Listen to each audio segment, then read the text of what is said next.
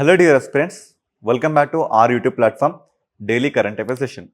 ఇదే మొదటిసారిగా మీరు నా క్లాసెస్ చూస్తున్నట్లయితే సబ్స్క్రైబ్ చేసుకోండి. కంటెంట్ క్వాలిటీ నస్తే ఖచ్చితంగా ఒక లైక్ ఇవ్వండి. మీకు ఏమైనా ఓన్ సజెషన్స్ ఉంటే కింద కమెంట్ బాక్స్లో కమెంట్ చేయండి. ఓకే, చలో let's get in to the first topic. So our first topic Mann Ki bath. Mann Ki bath, Mann అంటే హిందీలో మీనింగ్ ఏంటి? మనస్సు. మన్ కీ బాత్ అంటే గుండె నుంచి వచ్చే ఒక మాట అని అర్థం. సో మన్ కీ బాత్ ఒక్కొక్క ప్రైమ్ మినిస్టర్కి ఒక్కొక్క వెరైటీ, ఒక్కొక్క సిగ్నిఫికెన్స్ ఉంటుంది. సో మన ప్రధానమంత్రి నరేంద్ర మోదీ గారికి చూస్తే అది 2014లో అక్టోబర్ 3rd. సో ఎగ్జాక్ట్గా అది విజయదశమి అంటే దసరా రోజున దీన్ని స్టార్ట్ చేయడం జరిగింది. ఎందుకంటే భారత జాతిని ఉద్దేశిస్తూ తన మనసులో ఉన్న భావాల్ని మన 140 కోట్ల మందితో పంచుకునే ఒక వేదికనే ఈ మన్ కీ బాత్. ఇలాంటి పోడియం మీద ప్రెసిడెంట్ నరేంద్ర మోదీ గారు సక్సెస్ఫుల్గా 127th ఎపిసోడ్ని నిర్వహించుకోవడం జరిగింది. So the day on October 26th. So ఎందుకు సార్ ఇన్ని డేస్ దీని మీద ఆగి ఇప్పుడు మీరు కరెంట్ అఫైర్స్ చేస్తున్నారంటే సో చెప్తా. దానికి మన దగ్గర ఒక రీజన్ ఉంది. మన రీజన్ ఏంటంటే the outcomes of the Mann Ki Baat session 127th episode which was done on 26th October. So ఆ రోజున జరిగిన దాంట్లో మనకి ఇన్ని అవుట్కమ్స్ కనబడుతున్నాయి. ఇన్ని అవుట్కమ్స్ని మనం ఒక స్పెషల్ కరెంట్ అఫైర్స్ లాగా మీ ముందుకు తీసుకురావడం జరిగింది. ఇందుకోసమని సో అప్పటి నుంచి ఇప్పటివరకు ఆగడం జరిగింది. అంతే తప్ప ఈ కరెంట్ అఫైర్ డీలే అని కాదు. ఎందుకంటే అది మోదీ గారు మాట్లాడారు. మోదీ గారు జాతిని ఉద్దేశిస్తూ మాట్లాడారు కాబట్టి అది ఎంత ఇంపార్టెంట్, అది ఎగ్జామ్ పాయింట్ ఆఫ్ వ్యూలో ఇంకెంత ఇంపార్టెంటో మనం ఇక్కడ గుర్తుపెట్టుకోవాలి. సో ఇక్కడ మాట్లాడిన అవుట్కమ్స్ చూసుకుంటే ఫస్ట్ ఆఫ్ ఆల్ మనం ఛట్ పూజ చూడొచ్చు. So Chhath Puja. Next garbage cafe. మనకి టీ కేఫ్ తెలుసు, కాఫీ కేఫ్ తెలుసు, మరి ఇక్కడ గార్బేజ్ కేఫ్ అంట. దాని గురించి కూడా మాట్లాడుకుందాం. Next 3500 hectares mangrove plantation near Dholera రేంజ్లో అప్రాక్సిమేట్లీ 3,500 మడ అడవుల మొక్కలని అక్కడ ప్లాంటేషన్ చేయడం జరిగింది. సో జనరల్గా మనం మడ అడవుల్ని ఎందుకు పెంచడం జరుగుతుంది? సో ఎందుకంటే సీస్మిక్ యాక్టివిటీస్ కానీ, ఎర్త్క్వాక్స్ కానీ, సునామీస్ కానీ వస్తే ఆ మొక్కలు ఒక బ్యారియర్స్లా ఉండి సో మిగతా ల్యాండ్స్కేప్ని కాపాడడంలో తమ వంతు కాంట్రిబ్యూషన్ని అవి చూపెడతాయి కాబట్టి. Next 150th year of the Vande Mataram 2025-26. అంటే ఇప్పటికి చూసుకుంటే మనందరికీ తెలుసు కదా, సుజలాం సుఫలాం మలయజ శీతలం అని మనం అందరు చిన్నప్పుడు పాడేవాళ్ళం కదా. ఆ వందే మాతరం అంట ఇప్పటికి వచ్చి 150 ఇయర్స్గా వస్తుంది అని మళ్ళీ ఇక్కడ మోదీ గారు మాట్లాడారు. అదే కాకుండా యూత్ అంట తమ ఓకల్స్ కాకుండా, తమ భాష కాకుండా సంస్కృతాన్ని కూడా అధికంగా వాడడం, అది ఇన్స్టాగ్రామ్స్లో, యూట్యూబ్స్లో వాడడం కూడా ఇక్కడ మాట్లాడడం జరిగింది. Next honouring tribal icons like Komaram Bheem sacrifice కానీ, సో బీర్ బిర్సా ముండా సాక్రిఫైస్ కానీ ఇవన్నీ ఇక్కడ మాట్లాడారు. సార్ మరి ఇక్కడ ఏదో లోగో ఉంది అన్నారు కదా, ఎస్ దీని గురించి కూడా మాట్లాడదాం. ఇదేంటంటే ముదోల్ బ్రీడ్. మరి ముదోల్ బ్రీడ్ అంటే ఏంటంటే సో ఇప్పటి వరకు మన కంట్రీ ఆర్మీలో కానీ, సిఆర్పిఎఫ్లో కానీ, బిఎస్ఎఫ్లో కానీ, ఐటీబీపీలో కానీ ఎక్కడ చూసినా కూడా ఫారిన్ బ్రీడ్స్ని అడాప్ట్ చేసుకొని సో ఇక్కడ సర్వే చేయడం జరుగుతుంది. ఈ కాంటెక్స్ట్లో ఏంటంటే మోదీ గారు ఇక్కడ కూడా ఒక మాట చెప్పారు, indigenous dog breeds adapted BSF and CRPF. So border security force కానీ, సెంట్రల్ రిజర్వ్ పోలీస్ ఫోర్సెస్ కానీ ప్రెసెంట్ ఇండియన్ జాతికి చెందిన కుక్కల్ని వాడడం జరుగుతుంది. ఇవన్నీ కూడా చీరింగ్ మూమెంట్స్, హ్యాపీ మూమెంట్స్ అని ఆయన జాతిని ఉద్దేశిస్తూ మాట్లాడడం జరిగింది. అదేవిధంగా సో గడిచిన దివాళీ సెలబ్రేషన్ విషెస్ కూడా చెప్పడం జరిగింది. ఇప్పుడు మనం చూసుకుంటే సో మరి ఫెస్టివల్స్ ఏంటి? ఫెస్టివల్స్ చూసుకుంటే ఛట్ పూజ గురించి మాట్లాడారు. దీని గురించి ఎలాబొరేట్గా మాట్లాడుకుందాం. పిఎం ఇంకేమేమి హైలైట్ చేస్తారు ఇక్కడ అంటే జిఎస్టీ బచత్ ఉత్సవ్. సో మనందరికీ తెలిసింది ఏంటి? జిఎస్టీ. ఒకప్పుడు ఇదే మనకి వాల్యూ యాడెడ్ ట్యాక్సెస్ లా కనిపించేది. తర్వాత గూడ్స్ అండ్ సర్వీసెస్ ట్యాక్స్ లా కనబడి ఎన్నో క్యాస్కేడింగ్ ట్యాక్సెస్ అన్ని కూడా దీంట్లో మర్జ్ అయ్యి ఒక సింగిల్ యూనిఫామ్ ట్యాక్స్గా మన కంట్రీలో 2016లో 101 కాన్స్టిట్యూషనల్ అమెండ్మెంట్ యాక్ట్ ద్వారా ఆర్టికల్ 279 సబ్ క్లాస్ ఏ ద్వారా మన దేశంలో ఒక జిఎస్టీ కౌన్సిల్ అనేది ఏర్పడింది under the chairmanship of the finance minister. అంటే మన భాషలో నిర్మలా సీతారామన్ గారు అని అర్థం అన్నట్టు ఇక్కడ. ఓకేనా? సో ఇలా మన దేశంలో ఒక జిఎస్టీ కౌన్సిల్ ఏర్పడ్డది. ఇంతకుముందు ఈ జిఎస్టీ కౌన్సిల్ కాస్త 5 స్లాబ్స్‌గా మనకు కనబడేది. 0, 5, 18 ఇట్లా మనకు కనబడేది. సో, ప్రెజెంట్ ఆ 5 స్లాబ్స్ కాస్త జస్ట్ 2 స్లాబ్స్‌గా మనకు కనబడుతున్నాయి. అంటే జిఎస్టీలో కూడా మనం చాలా వరకు అచీవ్‌మెంట్ తీసుకొచ్చాం. జాతిని ఉద్దేశించి మనం మంచి మంచి టాక్సెస్‌ని ఇక్కడ తీసుకొస్తున్నామని మాట్లాడడం జరుగుతుంది. ఇక నెక్స్ట్ సెషన్ చూసుకుంటే ఎడిబుల్ ఆయిల్ కన్జంప్షన్ 10% తగ్గించాలి. ఇక్కడ మీరు చూసుకోవాల్సిన వొకాబులరీ ఏంటి అంటే ఎడిబుల్ అంటే అర్థం ఏంటి? విచ్ కెన్ ఈటబుల్ అంటే ఏదైతే తినదగిందో దాన్ని మనం ఎడిబుల్ అనే పేరుతో పిలుస్తాం.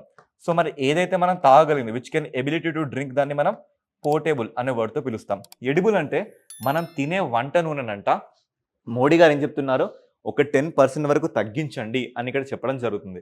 హెల్త్ దృష్ట్యా చూసుకున్నా, ఇంపోర్ట్స్ దృష్ట్యా చూసుకున్నా అది కాస్త ఇంపార్టెంట్ కాబట్టి ఇలా ఆత్మనిర్భర్ భారత విజన్‌ని దాన్ని ప్రమోట్ చేసే విధంగా మోదీ గారు ఇక్కడ జాతిని ఉద్దేశించి తన మనసులో భావాలు చెప్పడం జరిగింది.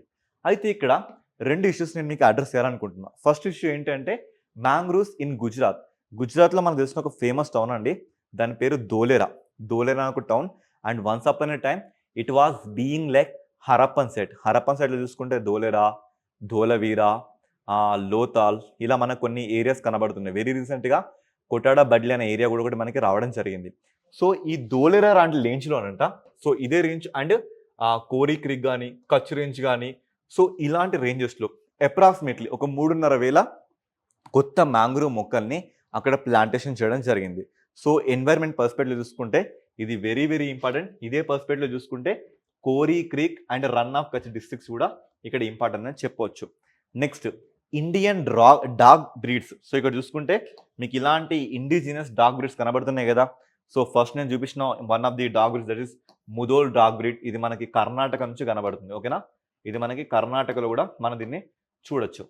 సో ఇక్కడ చూసుకుంటే డాగ్ బ్రీడ్స్ ఎస్పెషల్లీ బీఎఫ్ఎస్‌కి సంబంధించిన ఒక టెకన్పూర్ సెంటర్. సో టెకన్పూర్ సెంటర్‌లో ఉన్న ఒక బీఎస్ఎఫ్ ఫోర్సెస్ వాళ్ళు రాంపూర్ హూన్స్ అంటే రాంపూర్‌కి చెందిన కొన్ని వేట కుక్కలు గానీ, సో ముధోల్ వేట కుక్కలు గానీ, మాంగ్రిల్, కోంబాయ్, సో పండికోనా బ్రీడ్స్ ఇలాంటి బ్రీడ్స్‌ని వాడడం చాలా అంటే చాలా ఒక హర్షించదగిన విషయం. ఇదొక మంచి మూమెంట్, ఒక సిగ్నిఫికెంట్ మూమెంట్ అని మోదీ గారు చెప్పడం జరుగుతుంది. అయితే ఫస్ట్ టాపిక్ ఇక ఇప్పటి నుంచి ఒరిజినల్ గేమ్ స్టార్ట్ అయింది. ఇక్కడ నుంచి చాలా నీట్‌గా నోట్స్ మెయింటైన్ చేసుకోండి. సో ఇప్పటి వరకు మనం దేని గురించి మాట్లాడాం? మన్ కీ బాత్ సెషన్ గురించి మాట్లాడాం. ఓకేనా? మన్ కీ బాత్ సెషన్‌లో మోదీ గారు ఏం మాట్లాడారో సో చూసుకుంటే కొన్ని పాయింట్స్ మనకు కనబడుతున్నాయి. ఆ పాయింట్స్‌లో ఫస్ట్ పాయింట్ ఏంటంటే ఛత్ పూజ గురించి మాట్లాడుతున్నాం. సో ఛత్ పూజ జస్ట్ ఇదంతా మీరు వినడమే. సో నా లైఫ్‌లో నేను ఎగ్జాక్ట్‌గా దీన్ని ఎక్స్‌పీరియన్స్ అవ్వడం కూడా జరిగింది. నేను ఎక్స్‌పీరియన్స్ అయిన ఏరియా ఇది బీహార్‌లో రక్సాల్ అనే రేంజ్‌లో ఎక్స్‌పీరియన్స్ అవ్వడం జరిగింది. సో జనరల్‌గా ఛత్ పూజ అంటే ఏంటంటే మన తెలంగాణ గానీ, సో ఏపీలో గానీ ఇక్కడ చూస్తే తెలంగాణలో మేజర్‌గా మనకి బతుకమ్మ ఫెస్టివల్ కనబడుతుంది. ఏపీలో చూసుకుంటే సంక్రాంతికి కోళ్ల పందాలు కనబడతాయి. సో ఒక్కొక్క స్టేట్‌లో ఒక్కొక్క రకమైన సిగ్నిఫికెంట్ యాక్టివిటీ మనకుంటుంది. ఇదే మన బీహార్ గానీ, ఉత్తరప్రదేశ్ గానీ, బెంగాల్ గానీ, జార్ఖండ్‌లో చూస్తే ప్రతి ఇంటికి చెందిన ఆడవాళ్ళు వీళ్ళందరూ కూడా మనకి ఇయర్లీ ట్వైస్ ఒకటి చైత్రంలో విచ్ మీన్స్ మనకి చైత్రం, ఆషాఢం, జ్యేష్టం, శ్రావణం, భాద్రపదం ఇలా మనకి తెలుగు ఇయర్స్ ఉంటాయి కదా! సో అలా చైత్ర మాసంలో ఇంకొకటి కార్తీక మాసంలో ఈ 2 మాసాలలో వీళ్ళు ఛత్ పూజ అనే ఒక ఫెస్టివల్‌ని సెలబ్రేట్ చేసుకోవడం జరుగుతుంది. ఇక్కడ చూస్తే ఒక మహిళకి ఇలా మీకు లైక్ తిలకాన్ని పెట్టడం జరుగుతుంది. అంటే ఇలా ఒకరినొకరు ఇలా తిలకాలు పెట్టుకుంటూ సో అలా సమ్ ప్రసాదాన్ని సూర్య భగవానునికి సో సూర్య భగవానుడు అండ్ ఛాతి అంటే so the sister of sun. సూర్యుడు అండ్ సూర్య భగవానుడు సిస్టర్ వీళ్ళిద్దరికీ ఆఫరింగ్స్ ఇవ్వడం జరుగుతుంది. ఇది మనం చూసుకుంటే ఒక 4 రోజుల ఫెస్టివల్‌గా మనం దీన్ని చూడొచ్చు. ఓకేనా? ఒక 4 రోజుల ఫెస్టివల్‌గా మనం చూడొచ్చు. అయితే దీనికి యునెస్కోకి సంబంధం ఏంటి సార్? యెస్ మనం ఇక్కడికే వస్తున్నాం. మన ఎగ్జామ్ పాయింట్ ఆఫ్ వ్యూలో అడిగే క్వెషన్ కూడా ఇదే. ఫస్ట్ ఆఫ్ ఆల్ యునెస్కో ఏంటి అంటే UNESCO first of all what is UNESCO? UNESCO అంటే United Nation Education, Scientific, Cultural Organisation. ఇది యుఎన్ఓ అంటే ఐక్యరాజ్య సమితికి ఒక అఫిలియేటెడ్ ఆర్గనైజేషన్. ఎప్పుడు ఫామ్ అయింది సార్? ఎప్పుడంటే నవంబర్ 16, 1945 అంటే 79 ఇయర్స్ కింద ఇది మనకి ఫామ్ అయింది. సో ఇది ఇప్పటికీ మనకి యాక్టివ్ ఉంది. దీని హెడ్ క్వార్టర్స్ వచ్చేసి పారిస్, ఫ్రాన్స్‌లో కనబడుతుంది. ఓకేనా? సో ఆ డేటా సరిపోతుంది. అయితే ఈ యునెస్కో వరల్డ్ హెరిటేజ్ సైట్స్ గానీ, ఎడ్యుకేషన్‌కి సంబంధించిన ఇష్యూస్‌ని గానీ, సైంటిఫికల్ ఇష్యూస్‌ని గానీ, కల్చరల్ రిలేటెడ్ ఇష్యూస్‌ని గానీ వీటిని అడ్రెస్ చేస్తూ ఉంటుంది. అయితే ఇదే పాయింట్ ఆఫ్ వ్యూలో మనం చూసుకుంటే ఇది ఎవ్రీ ఇయర్ వరల్డ్ హెరిటేజ్ సైట్స్ని లైక్ ఒక రిపోర్ట్ ఇవ్వడం జరుగుతుంది. అలా చూసుకుంటే మన ఇండియాలో మొత్తంగా 44 వరల్డ్ హెరిటేజ్ సైట్స్ ఉన్నాయి. చివరిగా మనం చూస్తే మే, జూన్ ఆ టైంలో మరాఠాస్ మిలిటరీ క్యాంప్స్ని మనం చూసాం. సో మొత్తంగా 11 ఫోర్ట్స్ని మనం అబ్జర్వ్ చేసాం. ఇప్పుడు చూస్తే ఇప్పుడేంటంటే ఇంటాంజిబుల్ హెరిటేజ్ సైట్స్. ఇంటాంజిబుల్ అంటే అర్థం ఏంటంటే విచ్ వి కాంట్ టచ్. మనం ఏదైతే ముట్టుకోలేనిది. సార్ ముట్టుకోలేనిది ఏంటంటే సంతోషం, ముట్టుకోగలవా? సరే నెక్స్ట్ పూజ, ముట్టుకోగలవా? సో సంస్కృతులు, ఇలాంటి సంస్కృతుల్ని ఏదైతే మనం ముట్టుకోలేని వాటిని మనం ఇంటాంజిబుల్ అంటాం. ఇది కూడా ఒక రకమైన వొకాబులరీ. సో ఇక్కడ చూసుకుంటే మనం first of all context. So ఈ టెక్స్ట్లో ఉన్న కాంటెక్స్ట్ని అబ్జర్వ్ చేద్దాం. బీహార్, సో నేను ఇప్పుడు చెప్పాను, నా friend related to Bihar Akshar అని ఒక వాక్యం చెప్పా. సో ఇక్కడ చూడండి, so Bihar art and culture department has nominated INTACH అంటే సో మన కంట్రీలో ఒక ఆర్ట్ అండ్ కల్చరల్ హెరిటేజ్ సంబంధించిన ఒక ఎన్జిఓ, ఒక నాన్ ప్రాఫిటబుల్ ఆర్గనైజేషన్. సో ఇది మనకి 1984లో ఫామ్ అయింది. సో ఇంటాక్ వాళ్ళ పార్ట్నర్షిప్ తీసుకొని ప్రెసెంట్ బీహార్కి చెందిన ఆర్ట్ అండ్ కల్చర్ డిపార్ట్మెంట్ ఏం చేస్తుందంటే, సో బీహార్లో చెందిన ఒక ఆర్ట్ అండ్ కల్చర్ డిపార్ట్మెంట్ ఎవరి సహాయంతో, ఇంటాక్ వాళ్ళ సహాయంతో యునెస్కోని అప్రోచ్ అవుతూ సో వీళ్ళకి సంబంధించిన ఛట్ పూజని అంట ఇంటాంజిబుల్ కల్చరల్ లిస్ట్లో చేర్చమని ఒక రికమెండేషన్ జారీ చేసింది. ఇప్పుడు అర్థమైంది కదా ఎందుకు మనం మాట్లాడుకుంటున్నామో. సో బేసికల్గా యునెస్కో ఇంటాంజిబుల్ కల్చరల్ సైట్స్ని రికగ్నైజ్ చేస్తుంది.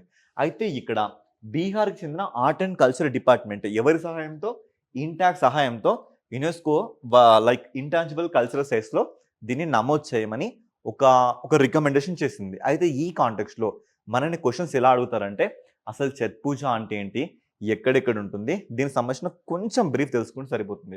First of all what is అంటే ఇది సూర్యుడికి అండ్ ఛాతి వాళ్ళ చెల్లెకి సంబంధించిన ఒక పండుగ. సో ఇది ఇయర్కి మనం 2 times చూడొచ్చు. ఒకటి చైత్రంలో కానీ, సో నెక్స్ట్ కార్తీక మాసంలో కానీ చూడొచ్చు. ఎక్కడ సెలబ్రేట్ చేసుకుంటారంటే బీహార్, జార్ఖండ్, వెస్ట్ బెంగాల్, ఉత్తరప్రదేశ్. బట్ ఇప్పుడు చూడండి, బతుకమ్మ తెలంగాణలోనే కాదు, యూఎస్లో కూడా సెలబ్రేట్ చేసుకుంటున్నాం, ఆస్ట్రేలియాలో కూడా సెలబ్రేట్ చేసుకుంటున్నాం. అలానే సో నేపాల్ రేంజ్లో కానీ మన డయాస్పోరా అంటే మన ఇండియాకి చెందిన పీపుల్ ఎక్కడెక్కడ ఉంటే అక్కడ సెలబ్రేట్ చేసుకుంటున్నారు. మరి హిస్టరీ ఏంటంటే మనం వేదిక్ రిచువల్స్ అంటే ఋగ్వేదం, యజుర్వేదం, సామవేదం, అథర్వవేదం ఆ కాలాల నుంచి కూడా మనం ఈ పండుగను చూస్తున్నాం. సో ఇంకా ఈ పండుగ చూసుకుంటే somewhat related to Mahabharata, like కర్ణుడి గురించి కూడా మనం ఇక్కడ మాట్లాడుకుంటున్నాం. ఎందుకు కర్ణుడి గురించి మాట్లాడుకుంటున్నాం? బేసికల్గా కర్ణుడు సూర్యపుత్రుడే కదా, సో అలా మనం ఇక్కడ చూడొచ్చు అన్నట్లుగా. So the practice emphasize austerity and the purity, deep ecological consciousness. So consciousness అంటే ఇక్కడ ఏంటంటే సూర్యుడిని మనం ఆరాధించడం అంటే అర్థం ఏంటి? ప్రకృతి మనం కొలవడమే కదా. సో ఇక్కడ తెలుగు మీడియం వాళ్ళు ఒక చిన్న వొకాబులరీ మీకు. సో ఆస్టెరిటీ, ఆస్పియస్ కానీ ఆస్టెరిటీ కానీ అర్థం ఏంటంటే తపస్సు అనే ఒక అర్థంగా వచ్చే ఒక వర్డ్, ఓకేనా. తపస్సు అంటే మోర్ కాన్సన్ట్రేషన్ని మనం ఆస్పియస్ లేదా ఆస్టెరిటీ అని ఒక నేమ్తో పిలుస్తాం. ఇంతకని చెప్పా కదా, Indian national trust of for art and cultural heritage. So మరి ఫీచర్స్ ఏంటి? ఈ పండుగను మనం ఎన్ని డేస్ సెలబ్రేట్ చేసుకుంటాం? 4 days. సో డే 1 ఏంటంటే నహాయ్ లేదా చతుర్థి అనే పేరుతో మనం సెలబ్రేట్ చేసుకుంటాం. ఆ రోజు ఏంటంటే రిచువల్ బాతింగ్ అంటే ఇవి చూడండి, ఇంకొక మహిళ రిచువల్ బాతింగ్ చేస్తుంది కదా, అలా అన్నట్లుగా. సో వెజిటేరియన్ మీల్, ఆ రోజు మొత్తం కూడా మనం శాకాహార భోజనం చేయాలి. నెక్స్ట్ డే లోహాండా లేదా కర్ణ, ఈరోజు ఏం చేస్తామంటే కీర్ జనరల్గా నేను కూడా ఇక్కడ విజిట్ అయినప్పుడు వాళ్ళ కీర్ ఇవ్వడం జరిగింది. సో కీర్ అండ్ జాగరీ రోటీ అంటే బెల్లం చేసిన రొట్టెలు ఇవ్వడం జరుగుతుంది. నెక్స్ట్ సంధ్య. సో సంధ్యా వందనం అంటే అర్థం ఏంటి? సో సన్ సెట్ అవ్వటప్పుడు మనం తీసుకునే ఒక ప్రేయర్స్ అన్నట్లుగా. నెక్స్ట్ ఉషా అంటే సన్ రైజ్ అవుతున్నప్పుడు, ఓకేనా, సూర్యుడు వస్తున్నప్పుడు, డాన్ అండ్ డస్క్ అంటాం కదా. సో అలా ఈ టైంలో చూసుకుంటే ఫాస్టింగ్ కానీ అబ్స్టినెన్స్ కానీ, సో విపరీతమైన కఠోర భక్తితో ఈ టైంలో మనం కనబడతారని ఇక్కడ అర్థమవుతుంది. సో ఇలా మనం ఛత్ పూజను చూసుకోవచ్చు. ఈ పూజకు సంబంధించి ఇంటాంజిబుల్ హెరిటేజ్ లిస్టులో చేర్చమని మాట్లాడడం జరిగింది. సో ఇప్పుడు దీన్ని నేరుగా ప్రధానమంత్రి మాట్లాడాడు కాబట్టి ఇది ఇంత ఇంపార్టెంట్ అయింది. నెక్స్ట్, సో అసలు ఇలాంటి ఇంటాంజిబుల్ హెరిటేజ్ సైట్స్ మన ఇండియాలో ఎన్ని ఉన్నాయి సార్? ఇది రేపు పొద్దున దిగే క్వశ్చన్. అబ్బా సార్ ఇన్ని గుర్తుపెట్టుకోవాలా? జాబ్ వద్దా? నెలకి 40, 50, 60 వేలు, ₹1,00,000 శాలరీ వద్దా? కావాలి అనుకుంటే గుర్తుపెట్టుకోండి, వద్దు అనుకుంటే చూడదు. సరే ఏంటి మరి ఆ 15 ఏంటి అంటే, సో జస్ట్ ఐడెంటిఫై చేయండి. మిమ్మల్ని బట్టి పట్టమని చెప్పట్లేదు, నేను పిక్చర్స్ కూడా తీసుకొచ్చా మీకు అర్థం అవడానికి.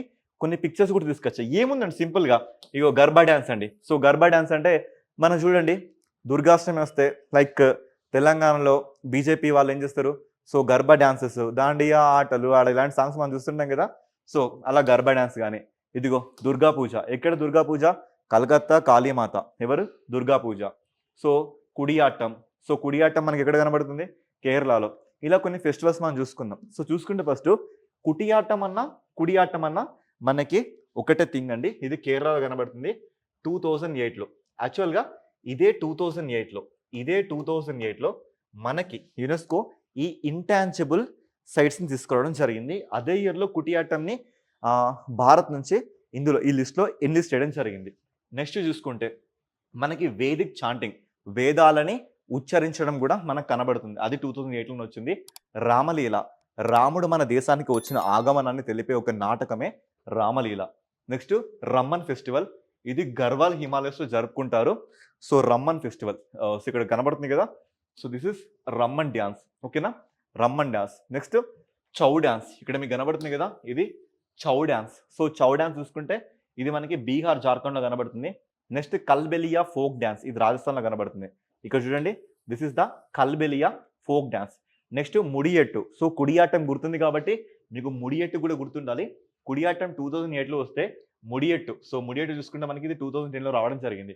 కుడియాట్టం, ముడియట్టు ఈ 2 కూడా మనకి కేరళలో కనబడుతుంది. Next Buddhist chanting. ఇది మనకి లదాఖ్‌లో కనబడుతుంది. సో ఇది కూడా. నెక్స్ట్ సంకీర్తన. సంకీర్తన అనేది ఏంటంటే ఒక మణిపూర్‌కి సంబంధించిన ఫెస్టివల్ అని అర్థం. Next traditional brass and copper craft. అంటే రాగి తయారు చేసే కొన్ని సంబంధించిన వస్తువుల్ని కూడా మన దీంట్లో తీసుకోవడం జరిగింది.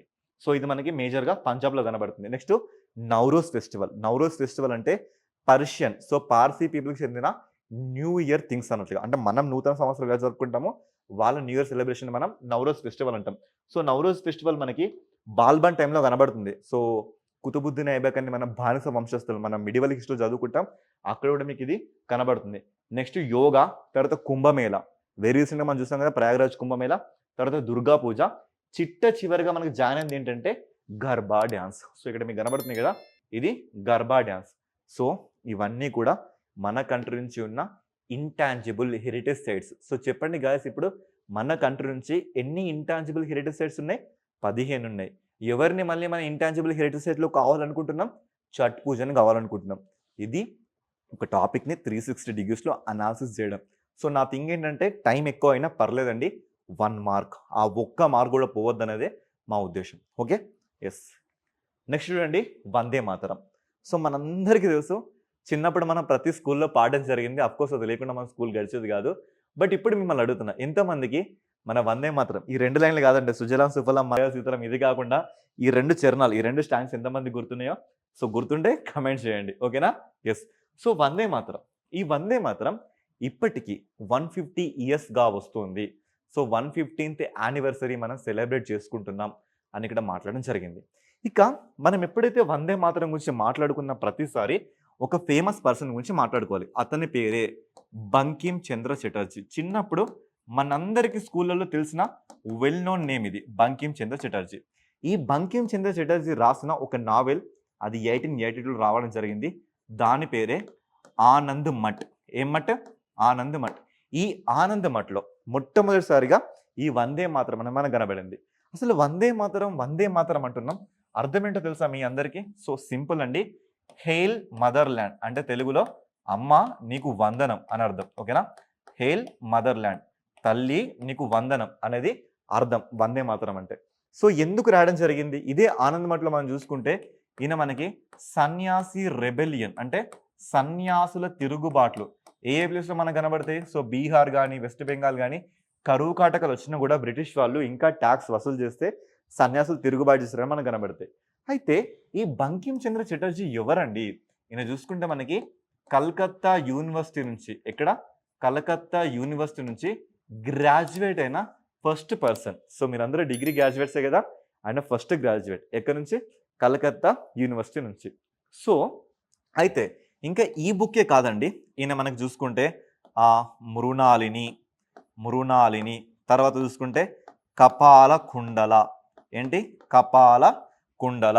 తర్వాత చూసుకుంటే దుర్గేష్ నందిని. దుర్గేష్ నందిని, ఇలా చాలా బుక్స్ రాయడం జరిగింది. ఇంకా కృష్ణ చరిత్ర, కృష్ణ చరిత్ర, ఇలా చాలా బుక్స్ని రాయడం జరిగింది. అండ్ క్రిస్టియనిజంని కూడా ఇతన్ని క్రిటిసైజ్ చేయడం జరిగింది. సో ఇలాంటి ఈయనకు సంబంధించిన ఆనంద్ మఠ్, మీకు ఈ బుక్స్ అన్ని గుర్తుపెట్టుకోకపోయినా పర్వాలేదు, కానీ ఆనంద్ మఠ్ అనే బుక్ని మాత్రం ఖచ్చితంగా నోట్ చేసుకోండి, బై హార్ట్ కూడా చేయండి. ఈ ఆనంద్ మఠ్ అనే బుక్ నుంచి ఈ వందే మాతరం అనే సాంగ్లో మనం 2 చరణాలు, ఆ 2 చరణాలు అంటే సుజలాం సుఫలం, తర్వాత ఇక్కడ మీకు కనబడుతున్న ఈ 2 చరణాలు ఓపిక ఉంటే చదువుకోండి, ఓకేనా. సో ఈ 2 చరణాలు మనం తీసుకొని దీన్ని మనం నేషనల్ ఫ్రీడమ్ స్ట్రగుల్లో యూజ్ చేయడం జరిగింది. అంటే ఎక్కడికి వెళ్ళినా ఇది మనకు ఒక నినాదం. ఎలా అంటే వందే మాతరం అంటే వందే మాతరం అని అర్థం. సో అలా అంటే ఒక వ్యక్తి వందే మాతరం అంటే మరుసటి వ్యక్తి కూడా మనకి వందే మాతరం అని ఆన్సర్ ఇస్తే మనందరిలో దేశభక్తి, ప్యాట్రియటిజం అనేది పీక్స్లో ఉందని మనకు కనబడేది. సో ఇలాంటి Vande Mataram first of all ఎక్కడ దీన్ని పాడడం జరిగిందంటే 1896లో కలకత్తాలో ఒక ఐఎన్సి సెషన్ జరిగింది.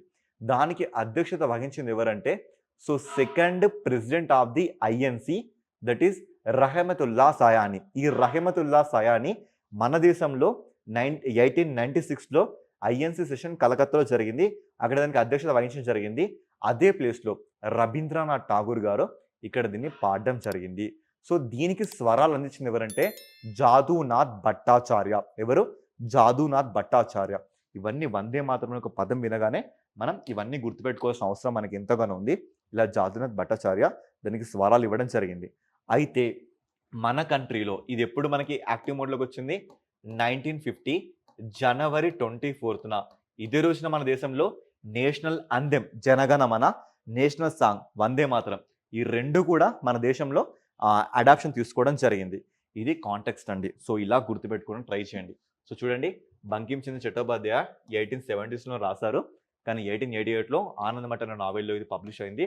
సో సాంగ్ చూసుకుంటే మనకి రవీంద్రనాథ్ ఠాగూర్ గారు ఎక్కడ 1986 కాంగ్రెస్ సెషన్.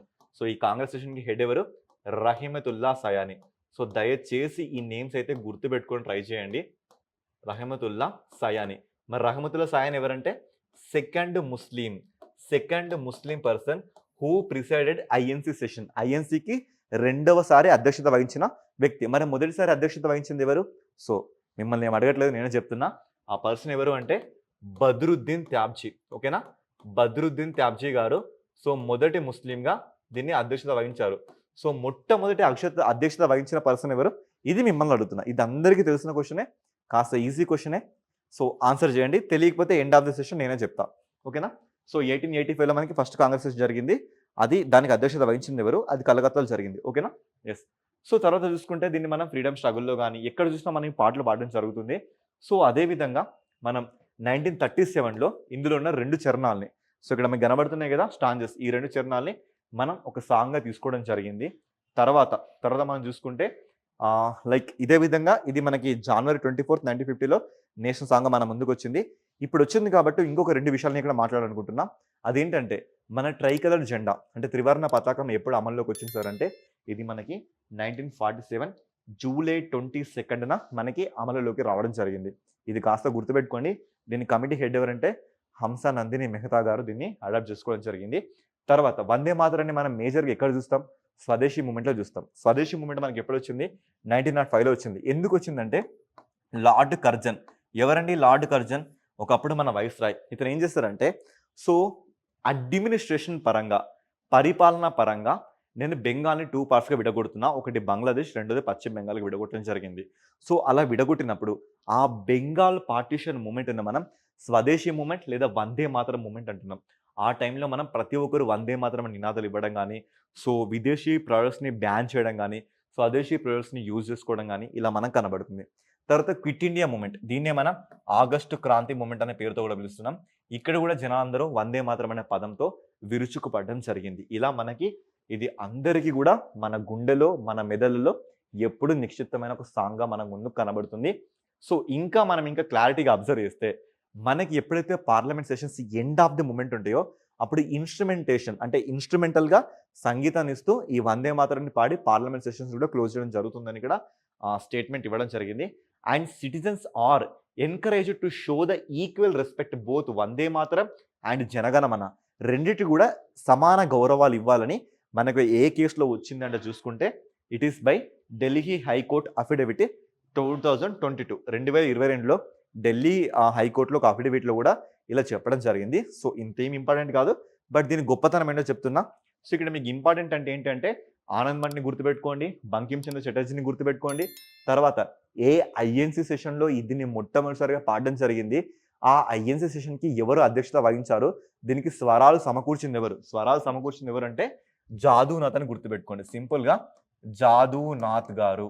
ఓకే సార్, ఎందుకు సార్ ఇంత బలంగా చెప్తున్నారంటే రావడానికి ఆస్కారం ఉంది అండి, రావడానికి ఆస్కారం ఉంది కాబట్టి ఇంత బలంగా చెప్పడం జరుగుతుంది. అండ్ ఇక్కడ నేను ఇంకొక 2 విషయాలు కూడా మీకు చెప్పాలనుకుంటున్నాను. ఆ 2 విషయాలు ఏంటి అంటే, ఒకటి మన దేశంలో 1947 government of India act. So India act ఒకటి వచ్చింది. దీని తర్వాత మనం చూసుకుంటే, సో మన కంట్రీలో నెక్స్ట్ మనం చూసుకుంటే త్రివర్ణ పతాకాన్ని, సో ట్రై కలర్ జెండాని కూడా, సో ట్రై కలర్ ఫ్లాగ్ని కూడా మనం ఇదే 1947లో అడాప్ట్ చేసుకోవడం జరిగింది. ఈ 2 విషయాలు కూడా కొంచెం గుర్తుపెట్టుకోండి, ఎగ్జామ్ పాయింట్ ఆఫ్ వ్యూలో అడగడానికి ప్రాబబిలిటీ ఉంది. ఈ 1947 గవర్నమెంట్ ఆఫ్ ఇండియా ఇది మనకి ఎలా వచ్చింది, ఇంతకుముందు చూసుకుంటే మనం లార్డ్ మౌంట్ బ్యాటన్ ప్లాన్, లేదా దీన్నే మనం జూన్ ప్లాన్, లేదా దీన్నే మనం డిక్కీ బర్డ్ ప్లాన్ అనే రకంగా మనం పిలవడం జరుగుతుంది. సో ఇవన్నిటి ప్రకారంగా మనకి 1947 గవర్నమెంట్ ఆఫ్ ఇండియా యాక్ట్ వచ్చింది. సో ఇవన్నీ కొంచెం గుర్తుపెట్టుకోవాల్సిన ఇష్యూస్. ఓకే, నెక్స్ట్ ఇదే మన్ కీ బాత్ సెషన్లో ఒకటి ఛట్ పూజ అయిపోయింది, రెండోది వందే మాతరం అయిపోయింది. ఇప్పుడు చూసుకుంటే గార్బేజ్ కేవ్. ఇప్పుడు మనకి గార్బేజ్ కేవ్ చూడండి, ఇలా మీరు చెత్త ఇస్తే ఇలా మీకు ఫుడ్ ఇస్తారు. సార్ బాగుంది కదా? ఎస్ బాగుంది. ఎంతమంది మీలో ధైర్యం ఉందండి చెత్తని ముట్టుకొని మీ చేతితో తీసుకెళ్ళి వాళ్ళకి ఇచ్చేంత? లేదు కదా. సో ఇలా పెడితేనైనా జనాలు తీసుకెళ్ళి ఇస్తారనేది కాన్సెప్ట్. అయితే మన ప్లేస్ ఏంటో చూద్దాం. ఫస్ట్ ఆఫ్ ఆల్ ఇది ఎక్కడ మనకి కండక్ట్ అవ్వడం జరుగుతుందంటే ఛత్తీస్గఢ్ స్టేట్లో. ఏ స్టేట్లో? ఛత్తీస్గఢ్ స్టేట్లో. ఏరియా ఎక్కడ? సో ఏరియా చూస్తే మనకి అంబికాపూర్ అనే ఏరియా జరుగుతుంది. ఇక్కడ నేను చాలా బలంగా చెప్తున్నాను, అంబికాపూర్ అనేది మనకి సర్గూజా అనే డిస్ట్రిక్ట్ సంబంధించిన హెడ్ క్వార్టర్ అండి. సో మీకు ఇంకా పర్ఫెక్ట్గా నేను చెప్పాలంటే తూర్పు గోదావరి జిల్లా అనే పేరు ఉంది, కానీ ఆ పేరుతో హెడ్ క్వార్టర్స్ లేదండి. దాన్ని మనం రాజమండ్రి అంటున్నాం. పశ్చిమ గోదావరి జిల్లా ఆ పేరుతో హెడ్ క్వార్టర్స్ లేదు, దాన్ని ఏలూరు అంటున్నాం. కృష్ణా జిల్లా ఆ పేరుతో హెడ్ క్వార్టర్స్ లేదు, దాన్నే మనం విజయవాడ డిస్ట్రిక్ట్ అంటున్నాం. సో ఇదే కాన్సెప్ట్లో నేను చెప్పాలనుకున్న విషయం ఏంటంటే సర్గూజా అనే డిస్ట్రిక్ట్ ఉంది, కానీ ఆ పేరుతో హెడ్ క్వార్టర్స్ లేదు. ఆ పేరునే మనం ఇక్కడ అంబికాపూర్ అనే పేరుతో పిలుస్తున్నాం. ఓకేనా.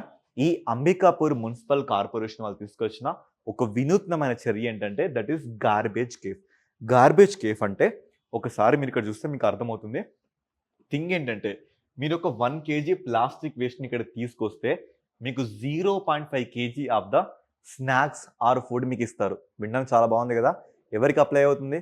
సో ఎవరైతే పని చేసుకోవడానికి బద్ధకంగా ఉన్నారో, సో బెగ్గర్స్ కానీ ఇలాంటి పీపుల్ కానీ ఉన్నారో, లేదా మనంతా స్వచ్ఛ భారత్ యాక్టివిటీ కింద మనం కూడా తీసుకెళ్ళి ఇవ్వవచ్చు. ఇలా ఒక వినూత్నమైన చర్య. ఇంకా గట్టిగా చెప్పాలంటే అర్బనైజేషన్లో మనం sustainability of the cleanness or sustainable సిటీస్ని అచీవ్ చేయడానికి కూడా ఇది మనకి యూజ్ అవుతుంది అని ఇక్కడ మనం చెప్పొచ్చు.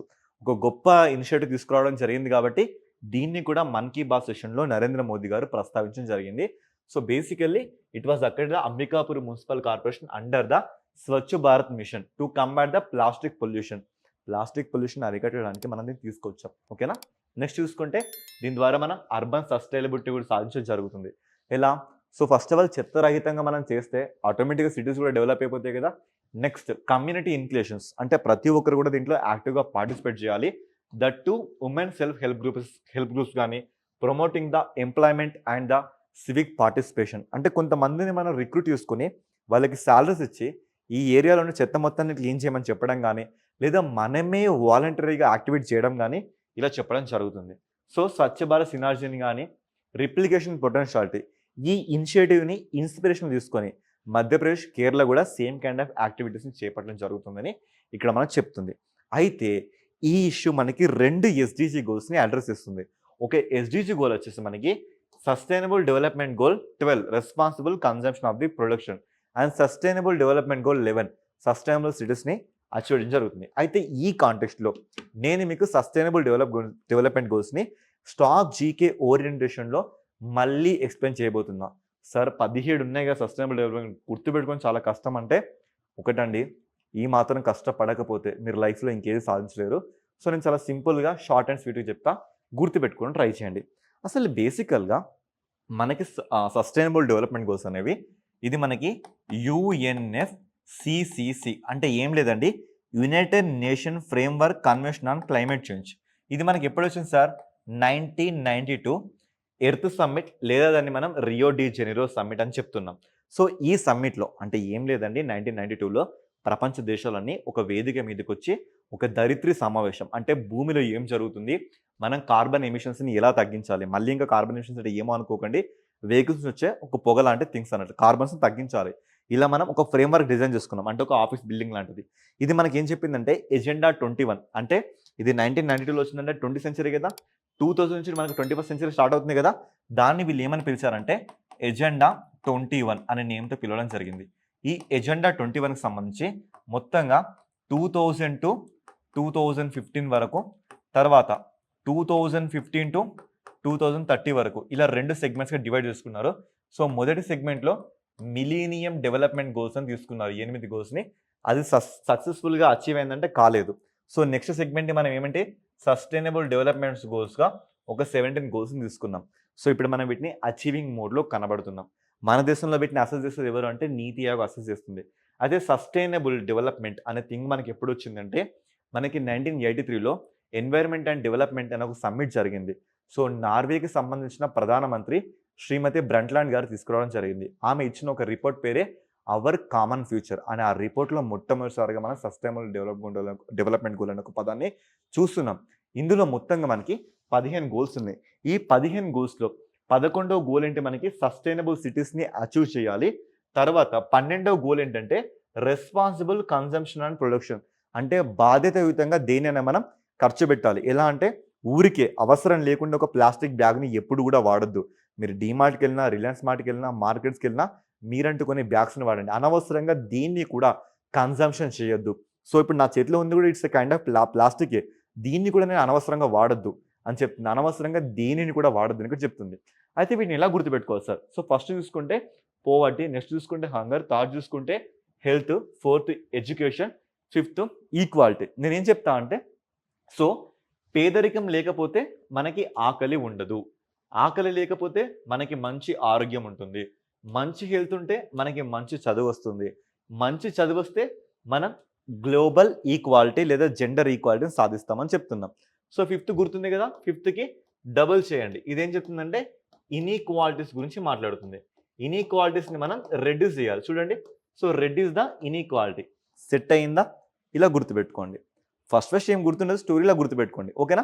మరి ఇన్ని వచ్చాక మనం మన ఇంట్లో కానీ మన ఏరియాలో కానీ శానిటేషన్ అచీవ్ చేయాలి. మరి శానిటేషన్ అంటే ఏంటి? ఇంట్లో బాత్రూమ్స్ కానీ వాష్రూమ్స్ కానీ సెటప్ అయిపోయి ఉండాలి, మంచి హైజీన్ ఫాలో అవ్వాలి.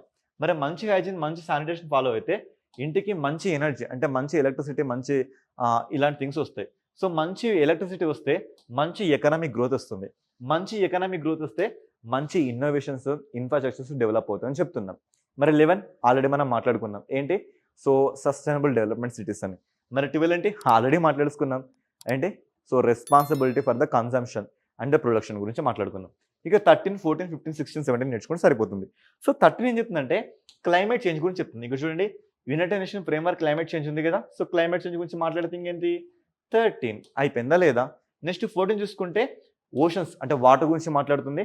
15 చూసుకుంటే ల్యాండ్ భూమి గురించి మాట్లాడుతుంది. 16 చూసుకుంటే పీస్ అండ్ జస్టిస్ అనేది మనకు కనబడుతుంది, ప్రపంచ శాంతికి మనం కృషి చేయాలి. ఇక 17 చూసుకుంటే పార్ట్నర్షిప్ ఫర్ ది గోల్స్, అన్నిట్లలో మనం భాగస్వామ్యం చూసుకోవాలని చెప్తుంది. సో 17 కష్టమే, కానీ స్టోరీ వైజ్ గుర్తుపెట్టుకోండి. ఇంకా వీలైతే దీన్ని మళ్ళీ బ్యాక్ చేసి మళ్ళీ ఫార్వర్డ్ చేసుకొని చూడండి ఇదే వీడియోని. ఓకేనా? నెక్స్ట్ ఇక్కడ మీకు ఒక విషయం మాట్లాడాలి. ఆ విషయం ఏంటంటే మనకి అంబికాపూర్ అనే ఒక ఏరియా మనకి టచ్ అయింది. ఓకేనా? అంబికాపూర్ ఎక్కడ సార్? అంబికాపూర్ మనకు ఉంది ఇక్కడ అండి, సర్గూజా డిస్ట్రిక్ట్ హెడ్ క్వార్టర్ని మనం అంబికాపూర్ అనే పదంతో పిలుస్తున్నాం. అయితే మనం ఇక్కడ ఇంకొక పదాన్ని కూడా అబ్జర్వ్ చేయొచ్చు, దాని పేరే బైకుంఠాపూర్. ఏ పేరండి? బైకుంఠాపూర్. సార్ ఏంటి సార్ బైకుంఠాపూర్ మళ్ళీ కొత్త చెప్తున్నారంటే గుర్తుపెట్టుకోండి, SIPC పోలీసులో కానీ సెంట్రల్లో కానీ చాలాసార్లు అడిగిన క్వశ్చనే నేను కొత్తగా ఏం చెప్పట్లేదు. ఇక్కడ బైకుంఠాపూర్ అంటే ఇది కూడా ఒక హెడ్ క్వార్టర్స్. దేనికి హెడ్ క్వార్టర్స్ అంటే కోరియా డిస్ట్రిక్ట్‌కి హెడ్ క్వార్టర్ అండి. కోరియా జిల్లా హెడ్ క్వార్టర్. ఇవన్నీ ఎక్కడున్నాయి మనకి? ఛత్తీస్‌గఢ్‌లో కనబడుతున్నాయి. ఛత్తీస్‌గఢ్ స్టేట్‌లో కనబడుతున్నాయి. కోరియా డిస్ట్రిక్ట్‌కి హెడ్ క్వార్టర్ ఎవరు సార్ అంటే దట్ ఈస్ బైకుంఠాపూర్. సార్ ఎక్కడున్నాయి సార్ అంటే ఎగ్జాక్ట్‌గా మనకి ఈ లొకేషన్‌లో కనబడతాయి. ఓకేనా? సో చూడండి అదే లొకేషన్ కదా! అదే లొకేషన్ కదా నేను ఇక్కడ చేస్తుంది. సో ఇది మనకి బైకుంఠాపూర్. ఎందుకు సార్ అంటే అంబికాపూర్ వచ్చింది కాబట్టి బైకుంఠాపూర్. మళ్ళీ కన్‌ఫ్యూజ్ అయ్యే ఛాన్స్ ఒకటి మనకుంది. అంబికాపూర్‌లో మనం గార్బేజ్ కేవ్‌ని స్టార్ట్ చేసాం. కానీ బైకుంఠాపూర్ విశిష్టత ఏంటి అంటే దాని సిగ్నిఫికాన్స్ ఏంటి అంటే the Baikunthpur area where 82.5 east longitude and 23 degrees and half north latitudes both are intercepting at the range. The location is called బైకుంఠాపూర్. అంటే అర్థం ఏంటి అంటే మనకి 23.5 డిగ్రీల ఉత్తర అక్షాంశము మనకి ఎలా ట్రావెల్ అవుతుంది? సో మనకి ట్రావెల్ అవుతున్న రేంజ్ నేను ఇక్కడ డ్రా చేయడం జరుగుతుంది. సో ఫస్ట్ ఆఫ్ ఆల్ మనకి ఈ రేంజ్ మనం చూసుకుంటే మిజోరం, తర్వాత త్రిపుర, ఆ తర్వాత west Bengal, after that Jharkhand, after that Chhattisgarh, after that Madhya Pradesh, after that Rajasthan, later Gujarat. ఇలా మనకి 8 cities 1 2 3 4 5 6 7 8 ఇలా 8 రాష్ట్రాల గుండా 82.5 degrees నార్త్ లాటిట్యూడ్ అంటే ఉత్తర అక్షాంశం ఇలా బయలుదేరుతుంది. ఇక మన దేశంలో స్టాండర్డ్ టైంగా మనం చూసుకున్నది ఏంటి అంటే 82.5 degrees ఈస్ట్ లాంగిట్యూడ్ అంటే తూర్పు రేఖాంశం. ఇది చూసుకుంటే మనకి this is passing through Uttar Pradesh, Madhya Pradesh, Chhattisgarh, Odisha, తర్వాత ఆంధ్రప్రదేశ్. ఇదే ఆంధ్రప్రదేశ్లో మనకు కనబడుతున్న రేంజ్ ఏంటి అంటే పాండిచ్చేరి. ఇంకా మనం దాన్ని పర్ఫెక్ట్గా చెప్పాలంటే యానాం అనే పేరుతో మనం పిలవడం జరుగుతుంది. సో ఇక్కడ చూడండి 82.5 ఎన్ని స్టేట్స్ గుండా పాస్ అవుతుంది? 1 2 3 4 5 states plus 1 union territory. 5 plus 1 union territory నుంచి పాస్ అవుతుంది. అయితే ఇక్కడ మీరు అబ్జర్వ్ చేశారా? ఈ రెండు లైన్స్ కూడా ఒక ప్లేస్లో మనకి ఇంటర్సెప్ట్ అవుతున్నాయి. ఆ ఇంటర్సెప్ట్ అవుతున్న ఏరియానే బైకుంఠాపూర్. ఇది కొన్ని వందల సార్లు మీ కాంపిటేటివ్ ఎగ్జామ్స్లో అడగడం జరిగింది. సో అంబికాపూర్ వచ్చింది కాబట్టి బైకుంఠాపూర్ అనే ఏరియా రెండు కన్ఫ్యూజింగ్గా ఉన్నాయి కదా, అందుకని ఇక్కడ చెప్పడం జరిగింది. సో గుర్తుపెట్టుకోండి గాయస్, ఈ రెండు డిస్ట్రిక్ట్స్ల నేమ్స్ మనకి వేరు.